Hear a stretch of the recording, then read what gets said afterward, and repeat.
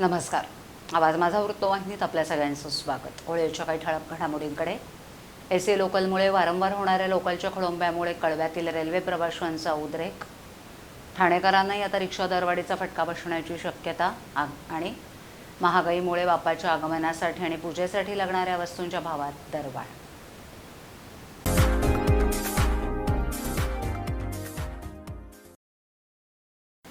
AC लोकलमुळे वारंवार होणाऱ्या लोकलच्या खोळंब्यामुळे आज कळव्यातील रेल्वे प्रवाशांचा उद्रेक झाला. त्यावरून राष्ट्रवादीचे नेते जितेंद्र आव्हाड यांनी रेल्वे प्रशासनाला सज्जड दम भरलाय. एसी लोकलमुळे कळवा मुंब्र्यातील 1 ते 1.5 लाख प्रवाशांचा खोळंबा होतोय. तसंच सर्वसामान्य नागरिकांना महागाईच्या काळात एसी लोकलमधून फिरणं शक्य नाही. त्यामुळे रेल्वेनं तात्काळ वेळीच पावलं उचलावीत, नाहीतर आम्ही आंदोलनाचा हत्यार उपसू. मला गोळ्या घातल्यात तरी मी मागे पुढे पाहणार नाही, पण रेल्वे प्रवाशांच्या पाठी ठामपणे उभा राहीन, असा इशाराच जितेंद्र आव्हाड यांनी दिलाय. कळवा आणि मुंब्रा परिसरात 3रा आणि 14 प्लॅटफॉर्म तयार करण्यात आला आहे. त्या ठिकाणी एकही गाडी उभी राहत नाही. ते प्लॅटफॉर्म कशासाठी बांधले, तसा सवाल आव्हाड यांनी केलाय. जितेंद्र आव्हाड यांनी पत्रकार परिषद घेऊन रेल्वेच्या खोळंब्यावरून रेल्वे प्रशासनाला धारेवर धरलं. सकाळी कळव्यात आंदोलनाची परिस्थिती झाली होती. त्यावेळी मी आंदोलकांना सांगितलं की आंदोलन करू नका, याबाबत रेल्वे प्रशासनाशी बोलू, पण लोकांची गर्दी पाहता आणि आता माझ्या ऑफिसला असलेली गर्दी पाहता पुढे काय होईल याचं हे द्योतक आहे. साध्या लोकल ट्रेन्स कमी केल्या, एसी ट्रेन्स सुरू केल्या. एसीचं रिटर्न तिकीट 200 रुपये आहे, तर साध्या लोकलचा महिनाभराचा पास 215 रुपयांना मिळतो. महागाईमध्ये एसी लोकलचा प्रवास कुणाला परवडणार आहे? कळवा मुंब्रा दरम्यान 4-5 प्लॅटफॉर्म बांधले, एक ट्रेनही त्यावर थांबत नाही.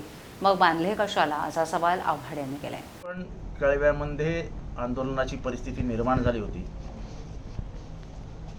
पण सगळ्यांना मी निरोप दिले की आंदोलन करू नका, आपण आधी बोलूया, रेल्वे प्रशासनाशी बोलूया.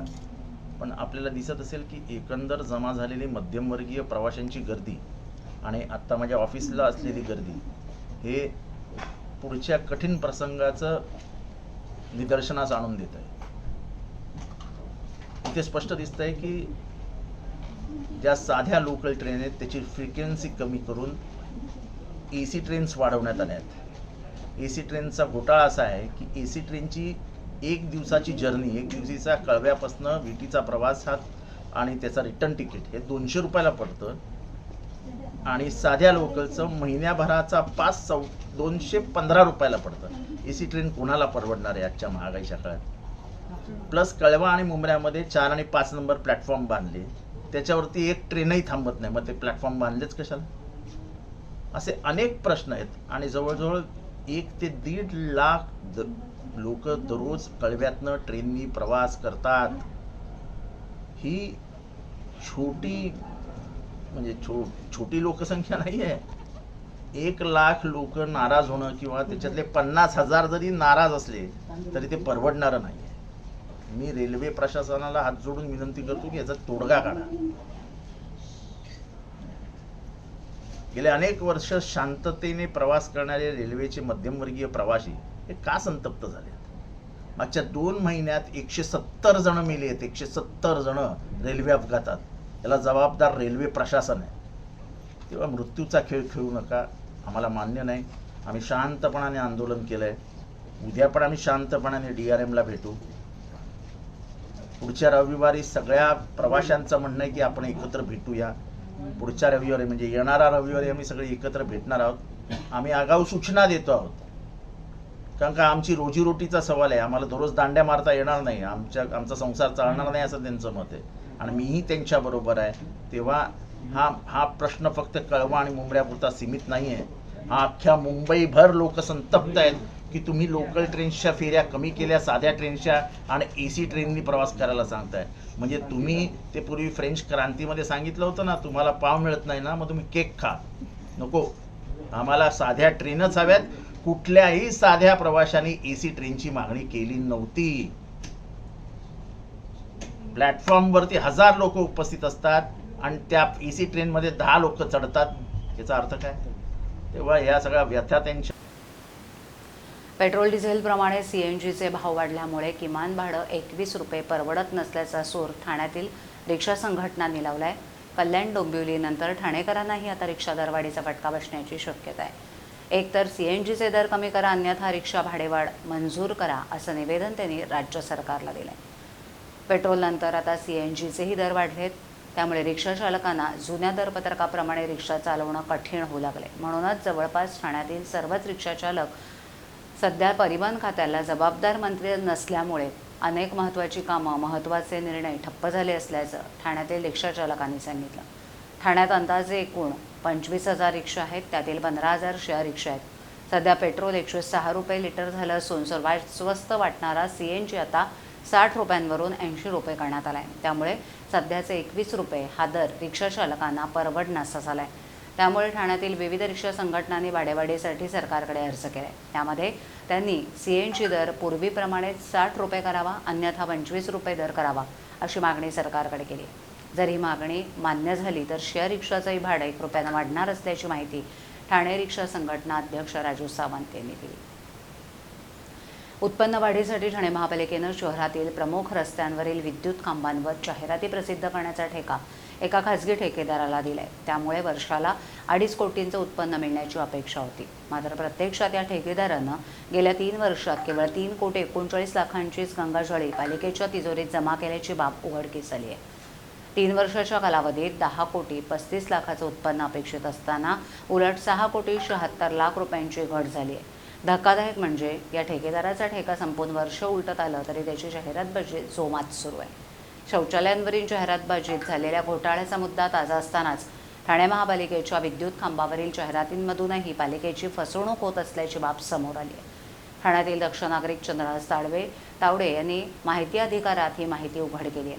पालिकेनं 8 डिसेंबर 2017 रोजी संबंधित ठेकेदाराला कार्यादेश दिला होता. त्यानुसार त्यानं 3,085 खांबांवर जाहिराती प्रसिद्ध करण्याचं निश्चित करण्यात आलं होतं. त्यापुढे पालिकेला 3 वर्षांसाठी 10,35 कोटींचं उत्पन्न पालिकेच्या तिजोरी देणं अपेक्षित होतं. तशा आशयाचा ठराव देखील महासभेत मंजूर करण्यात आला होता. त्यानुसार पहिल्या वर्षी 2,52 लाख, दुसऱ्या वर्षी 3,06 लाख तर तिसऱ्या वर्षी 35 लाखांचं उत्पन्न पालिकेला मिळणं अपेक्षित होतं.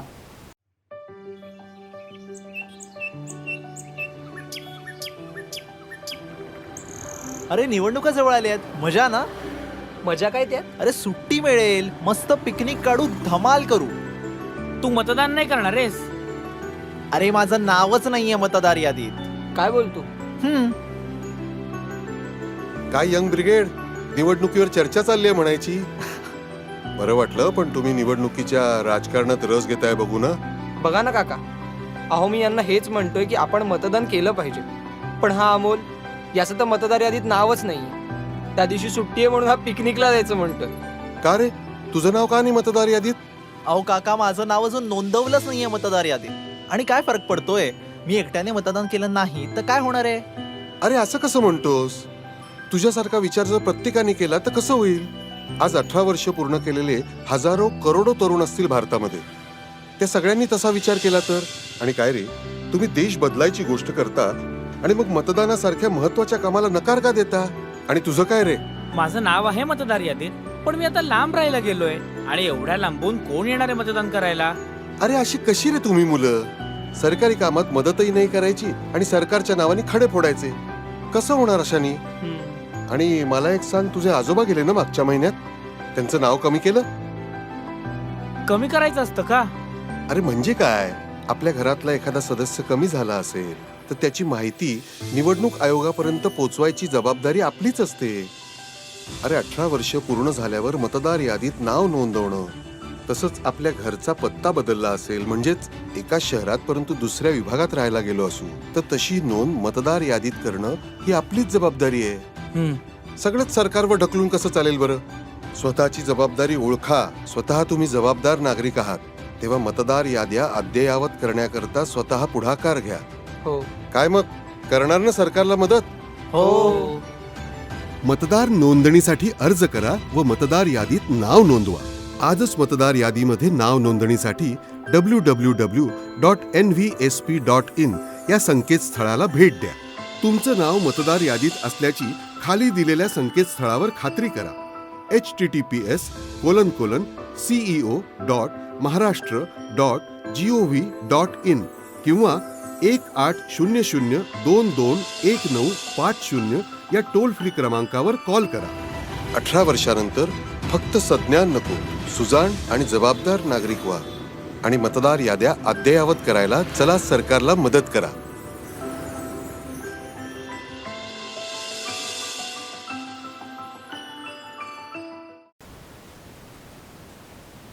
आरे जंगलातील मेट्रो कारशेडला विरोध करण्यासाठी काँग्रेस पक्षाच्या पर्यावरण विभागानं ठाण्यात आंदोलन पुकारलं होतं. या आंदोलनास ठाण्यातील काँग्रेस पदाधिकाऱ्यांनी मात्र पाठ फिरवल्याचं चित्र होतं. त्यामुळे आंदोलनस्थळी केवळ 20 ते 25 कार्यकर्तेच उपस्थित होते. काँग्रेसचे पदाधिकारी उपस्थित नसल्यानं काँग्रेसच्या भूमिकेवर प्रश्नचिन्ह उपस्थित होते. आरेच्या जंगलात मेट्रो कारशेड उभारलं जात आहे, त्यामुळे काँग्रेसच्या पर्यावरण विभागाचे महाराष्ट्र प्रदेशाध्यक्ष समीर वर्तक यांनी मुख्यमंत्री एकनाथ शिंदे यांच्या ठाण्यातील निवासस्थानाबाहेर आंदोलन पुकारलं होतं. सुरक्षेच्या दृष्टिकोनातून हे आंदोलन कॅडबरी जंक्शन इथे सुरू झालं, परंतु या आंदोलनात ठाण्यातील काँग्रेसच्या महत्त्वाच्या पदाधिकाऱ्यांनी पाठ फिरवल्याचं दिसून आलं. त्यामुळे आंदोलनात जेमतेम 20 ते 25 कार्यकर्त्यांची उपस्थिती होती. या संदर्भात ठाणे काँग्रेसचे जिल्हाध्यक्ष विक्रांत चव्हाण यांना विचारलं असता त्यांनी आठवड्यापासून प्रकृती ठीक नसल्यानं पदाधिकारी आणि कार्यकर्त्यांसोबत समन्वय साधला शक्य नसल्याचं त्यांनी सांगितलं. अवघ्या आठवडाभरात महाराष्ट्राचं आराध्य दैवत आणि आपल्या सगळ्यांच्याच लाडक्या बाप्पाचं आगमन होणार आहे. या लाडक्या बाप्पाच्या आगमनाची तयारी करण्यासाठी भाविकांनी मोठ्या प्रमाणात बाजारपेठांमध्ये गर्दी केलेली पाहायला मिळते. गणपती बाप्पाची बाजारात विविध प्रकारची आरास, कंठी, माळा, आभूषणं तसंच पूजनाचे विविध सामान उपलब्ध झालं असून यासाठी वस्तूंच्या खरेदीसाठी भाविकांनी एकच गर्दी केलेली पाहायला मिळते. एकीकडे महिना अखेर असला तरी भाविक आपल्या लाडक्या बाप्पाच्या खरेदीसाठी बाहेर पडलेत. महागाई वाढल्यामुळे बाप्पाच्या आगमनासाठी आणि पूजेसाठी लागणाऱ्या वस्तूंच्या भावांमध्ये देखील दरवाढ झाली आहे. मात्र तरीही भाविक मोठ्या उत्साहात आणि आपुलकीनं खरेदी करताना दिसत आहेत. त्यावेळेला भाविकांच्या चेहऱ्यावर बाप्पाच्या आगमनाचा आनंद आणि उत्साह पाहायला मिळतोय. आवाज माझावरील एखादी बातमी पाहिजे होऊन गेली असल्यास यूट्यूबवरती तुम्ही पाहू शकता, तर मग नक्की सबस्क्राईब करा आवाज माझा. आजच्या ठळक घडामोडी शेवटी पुन्हा एकदा. एसी लोकलमुळे वारंवार होणाऱ्या लोकलच्या खोळंब्यामुळे कळव्यातील रेल्वे प्रवाशांचा उद्रेक. ठाणेकरांनाही आता रिक्षा दरवाढीचा फटका बसण्याची शक्यता. आणि महागाईमुळे बाप्पाच्या आगमनासाठी आणि पूजेसाठी लागणाऱ्या वस्तूंच्या भावात दरवाढ.